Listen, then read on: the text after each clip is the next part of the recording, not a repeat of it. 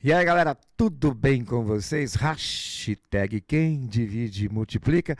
Estamos juntos aqui para mais um encontro, para mais um debate, para mais uma reflexão. Quando a gente fala de sociedade e quando a gente fala de conhecimento. Por citar justamente o nosso componente, bota do LED, o tema do nosso encontro. Olha lá, já estamos na atividade integrada número 3, a aula 18, e nós falaremos como a gente compreende, como que foi organizado, como que foi estruturada as nossas crenças em várias áreas que vão dar uma estrutura também à sociedade ao qual vivemos e conhecemos. Por isso que a aula de hoje fala sobre a certeza da modernidade. Inclusive, modernidade aqui com um aspecto bastante conceitual ao qual a gente vai trabalhar. Eu sou o professor Alcides Guerreiro, a minha formação é em História, você já sabe, mas nessa pegada do novo ensino médio, a gente trabalha de forma multi e interdisciplinar. Eu sou um homem de 53 anos, a cor que prevalece em mim é o azul, eu estou de boné, óculos, barba, sou um homem branco e torcedor da Sociedade Esportiva Palmeiras. Para nos acompanhar aqui, teremos o bacana, o super especial trabalho da galera que faz a inclusão de Libras. Eu chamo então o Marco. Olha lá, o Marco também tá de azul, tá de preto, tá com uma roupa escura aí, bacana.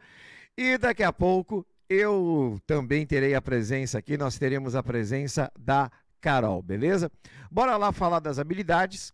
Vocês estão vendo aí no LED? Bota no LED a habilidade do eixo estruturante, que fala sobre a gente levantar hipóteses e a partir dela investigarmos, né, para chegarmos a algumas conclusões a partir de várias vertentes, tanto locais quanto regionais, até global, sempre antenadas com a questão da metodologia científica. E a gente tem também a habilidade geral básica, que é analisar e avaliar os impasses ético-políticos decorrentes das transformações culturais.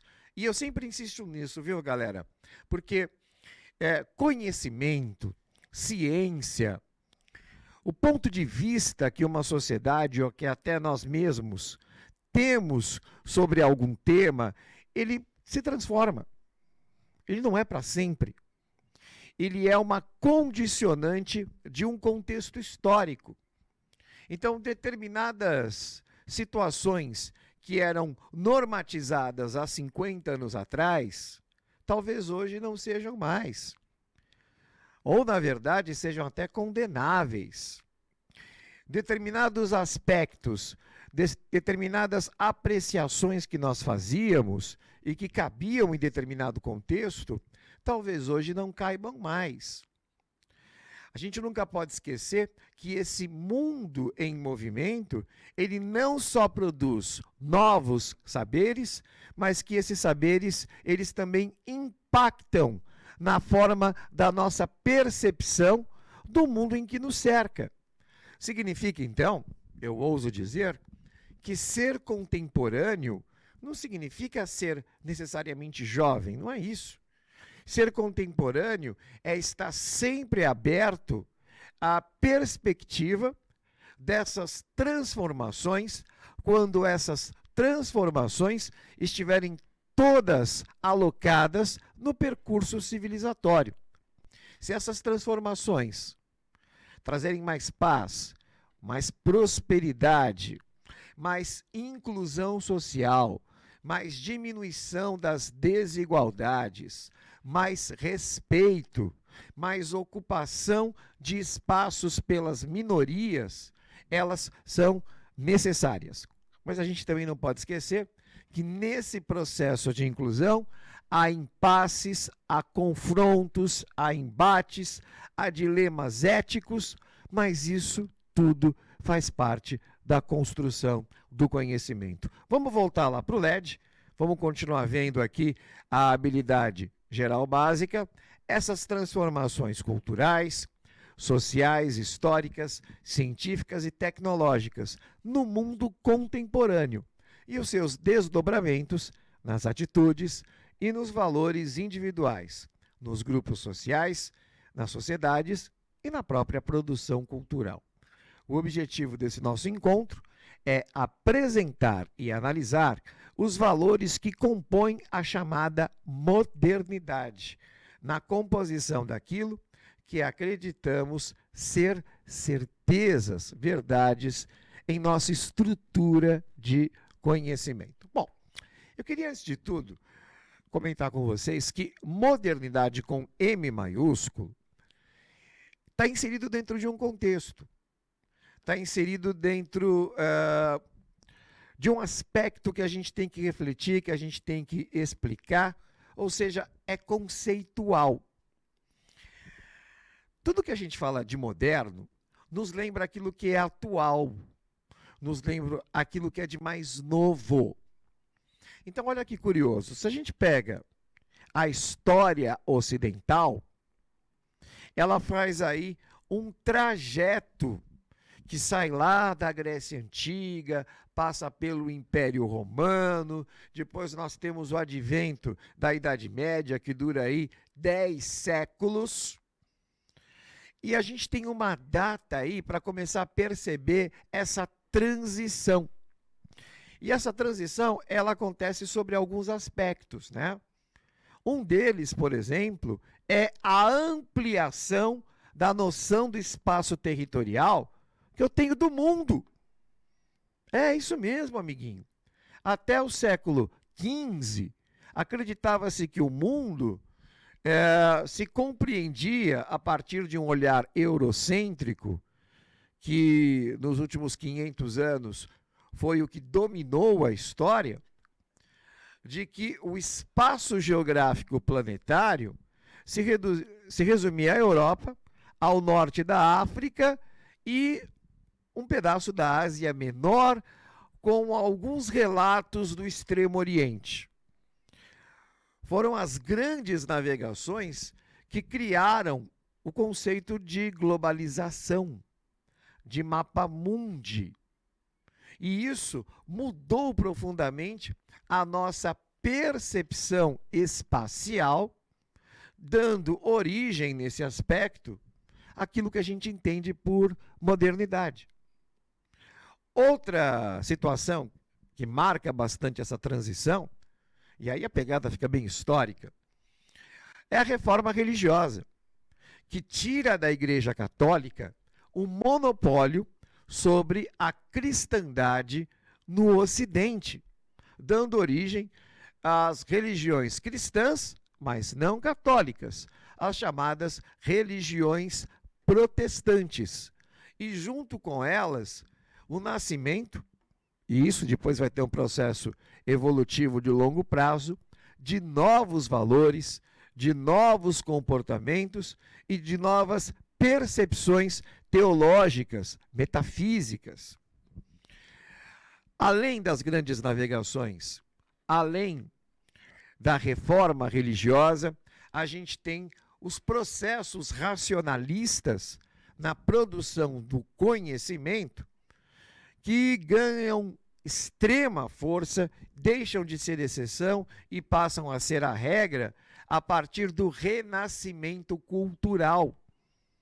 O próprio Leonardo da Vinci, um dos grandes gênios da Renascença, cria ali um grande manual metodológico de como se produzir o saber, através da observação, através da reprodução de determinados fenômenos, para que a construção desse próprio conhecimento deixe de estar alicerçada a fé, deixe de estar num campo aonde as minhas convicções pessoais acabam nutrindo esse próprio saber. E aí você começa a ter essa transição para a construção de um conhecimento lógico, racional.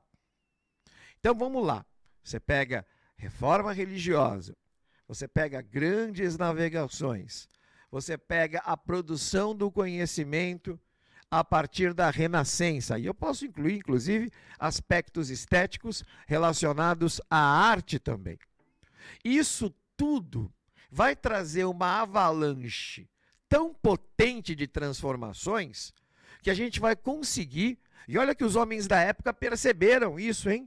Não foram os historiadores localizados num futuro após o século XV, após o século XIV, que vão lacrar em cima dessa transformação.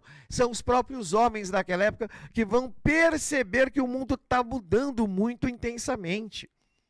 E aí é justamente nesse período de transição que vai surgir no léxico, que vai surgir no vocabulário a palavra modernidade. E ela vai se manter até o século XX. Mas, professor, o que acontece depois da Segunda Guerra Mundial, né? Olha, a gente vai ver isso nos próximos encontros. Mas já dou aqui um spoiler, que é a chamada pós-modernidade. Mas, por enquanto, vamos ficar em cima das certezas que foram construídas com a modernidade. E como você mesmo percebeu, amiguinho, estruturou essa sociedade por cerca de 500 anos. Bora lá, então? Está aqui no slide, olha lá. Vocês estão vendo. Se você pega o período medieval, a gente tem aí a sintonia do poder alicerçada sobre dois componentes, sobre duas colunas, né? O que você tem, então? Um poder consagrado pela herança, um poder dito monárquico, que no seu auge, inclusive, se caracteriza pelo absolutismo,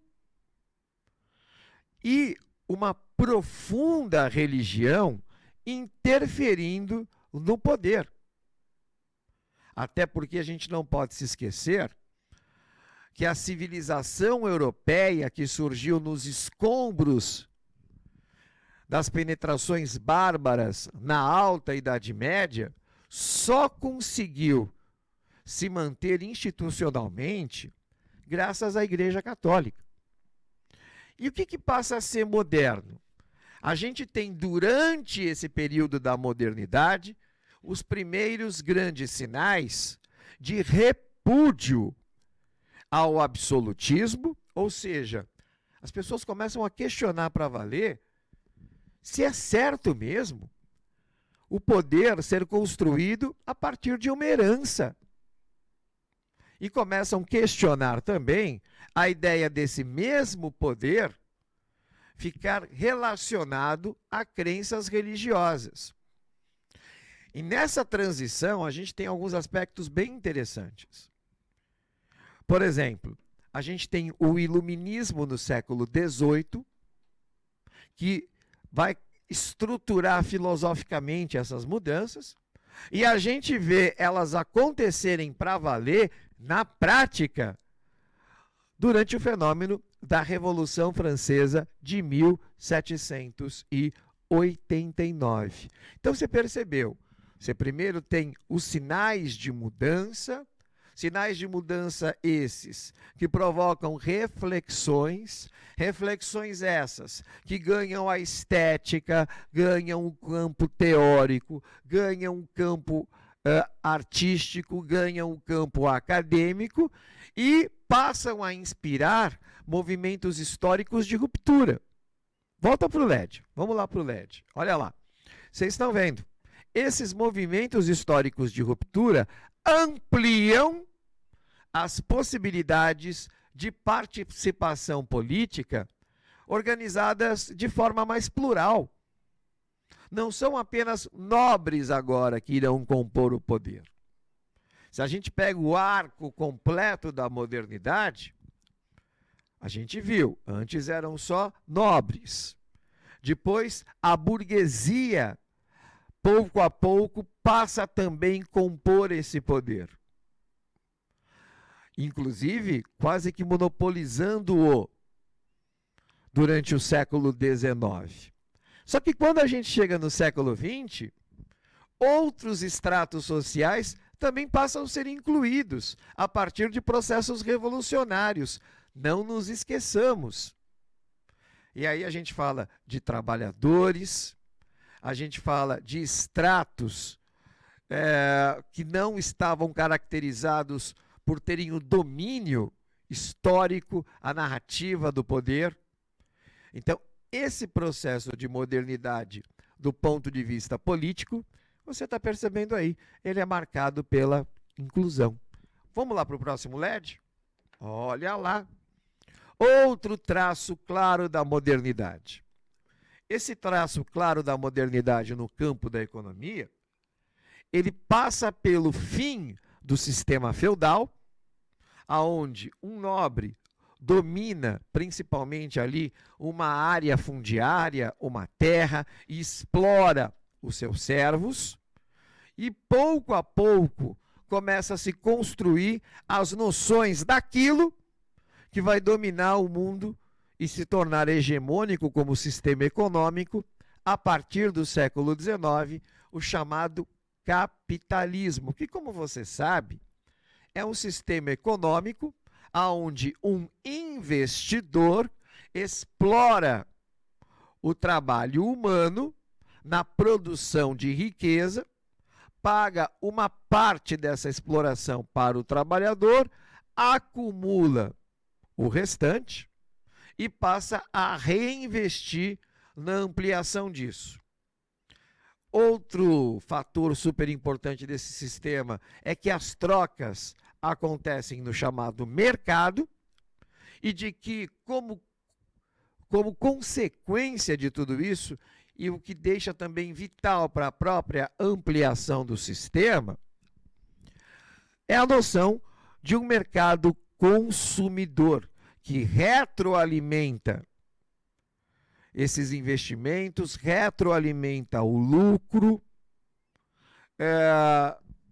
de alguma forma contempla os consumidores sobre os produtos que eles necessitam para sobreviver ou para ter mais conforto, enfim.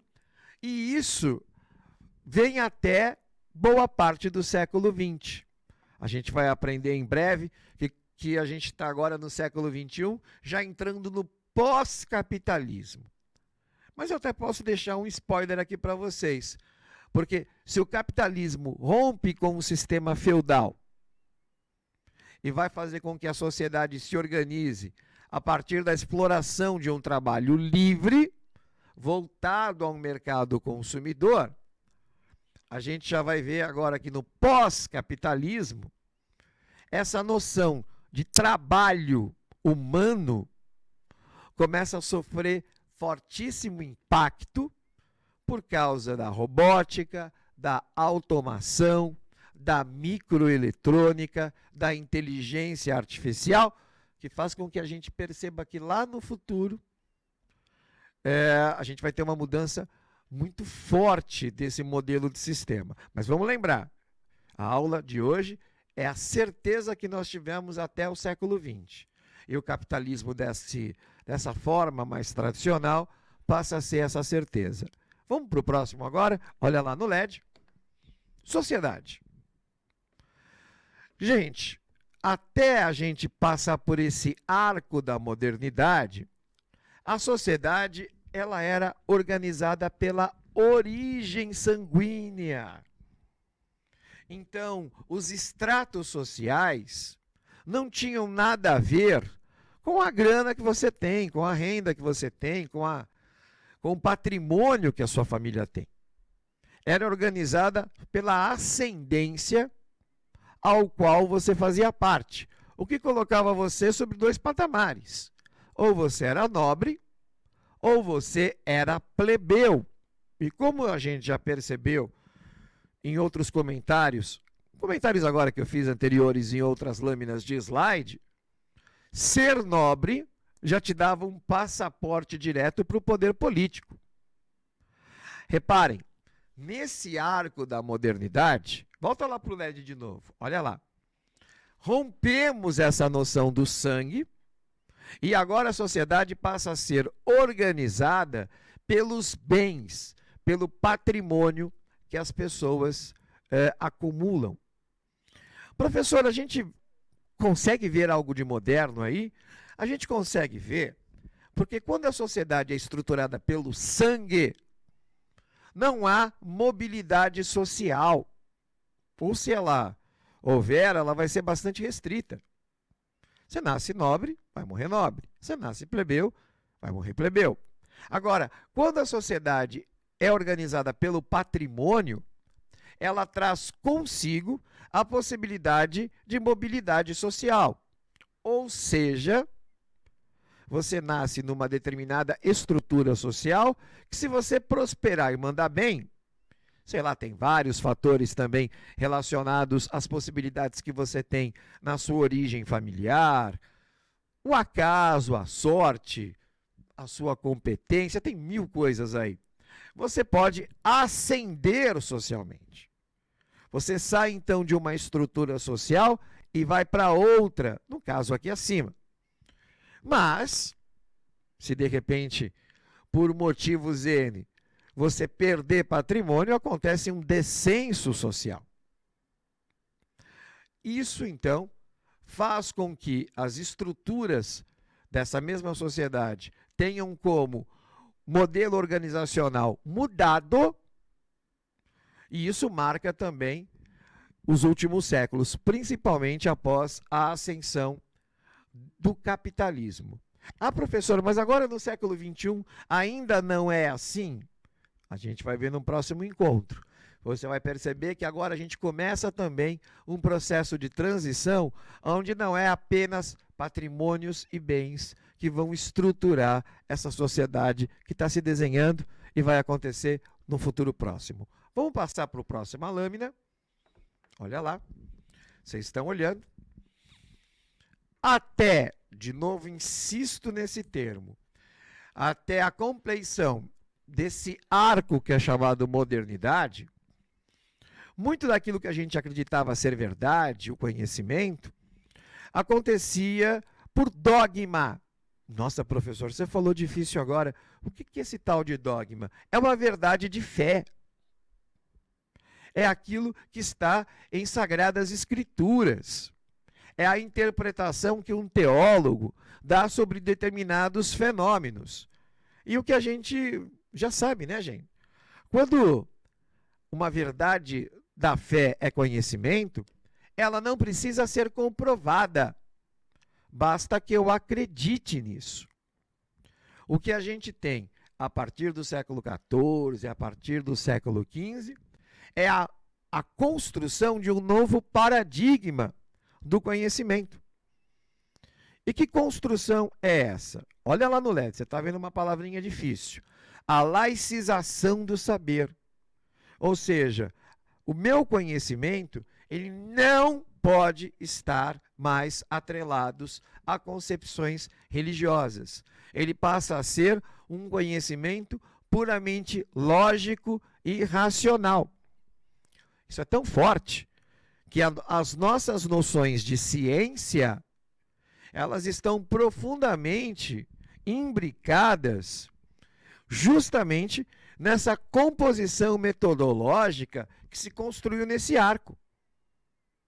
Como assim, professor? Eu só posso dizer que é ciência se eu puder comprovar por formas racionais, sendo elas através de um documento histórico que me dê um testemunho, através de uma reprodução de um fenômeno físico em laboratório ou através de um cálculo matemático. Essas são as noções de saber que a gente constrói na modernidade. Professor, e vai mudar também depois, quando acaba a modernidade? Eu já aqui comentei com vocês, a modernidade acaba após a Segunda Guerra Mundial, a gente começa a construir a pós-modernidade. Vivemos aqui a era da pós-modernidade. E as nossas noções de saber e de conhecimento, vocês vão perceber também que elas já começam a sofrer. A ciência já não consegue ser tão relevante assim na construção da verdade. Olha que doideira. Mas isso a gente vai acompanhar junto. Eu só aqui Estou dando um spoilerzinho para vocês. Vamos para o próximo. Olha lá. Gente, até essas noções que eu insisto aqui em reiterar, que a gente chama de modernidade, as pessoas eram súditas. Vocês ouviram a palavra? Súditas. Elas tinham apenas deveres. E dentre esses deveres, o mais importante de todos era a lealdade a serviço ou do rei ou a serviço da religião. Nesses últimos 500 anos, a gente começa a construir, pouco a pouco, uma transição aonde o sujeito deixa de ser súdito e passa a ser cidadão. E isso é fundamental para que alguns direitos sejam conquistados, ampliados, e nós tenhamos aqui aumentado o processo de inclusão que marca essa sociedade moderna. De novo, o fenômeno histórico que mais representa o impacto da chegada da cidadania como algo que veio para ficar, e se fundamenta, inclusive, do ponto de vista prático, foi a Revolução Francesa de 1789. Não é à toa, você deve lembrar do lema dela, né? Égalité, igualdade. Só que, peraí, não é uma igualdade como você está imaginando socialista. Não é isso ainda. A gente está no começo do percurso, no final do século XVIII. É a igualdade de que não existe privilegiados de sangue. Liberté, a liberdade. A ideia que eu tenho liberdade de pensamento, liberdade de expressão, liberdade religiosa, liberdade política, aquilo que vai construir as noções de direito civil, super importantes, inclusive, para a manutenção da democracia.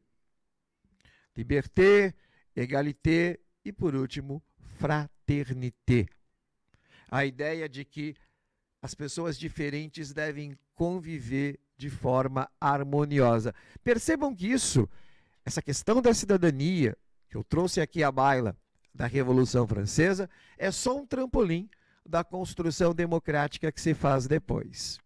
E vamos aqui para a última lâmina. Olha lá, vocês estão vendo no LED.